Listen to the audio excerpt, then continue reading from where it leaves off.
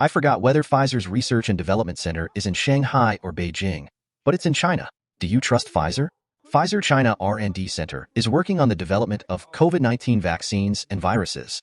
Fellow fighters, COVID-19 is a bioweapon. If you believe it is a bioweapon, do you still believe in its vaccine? They can make a large number of vaccines by the minute.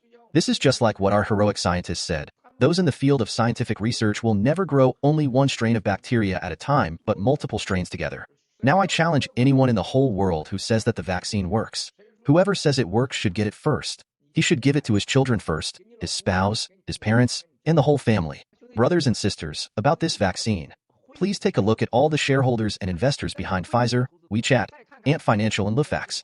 These shareholders, who have connections between China and the United States/the West, must be Blackstone, Goldman Sachs, Temasek of Singapore, and Mubadala and Afak, two state-owned investment companies of Abu Dhabi.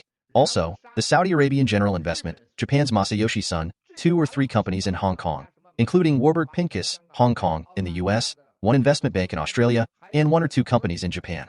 It always includes these countable companies and has never changed. In addition to this 24 or so investment companies, there will be a few more people in the future.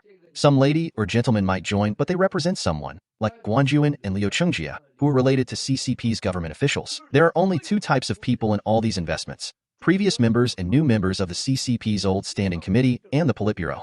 It has never changed. What about in the US? Including Goldman Sachs, Morgan Stanley, and Wall Street, there are about 20 to 30 companies. All of these are just games with tens of billions or hundreds of billions involved. Look at communist China and the United States. The investment landscape has never changed. These people behind the scenes are national and international, financial, pirates and thieves. It's that simple. Look at who the shareholders of Pfizer Pharmaceuticals are. After Pfizer announced the COVID vaccine, my first impression was that Pfizer would pay a huge price for it, because one day there will be too many people suing it. How is it possible to develop a vaccine in a couple months? It hasn't done anything about AHD or received results from clinical and pathological analysis, but it started announcing that it has a COVID vaccine. Who is it fooling?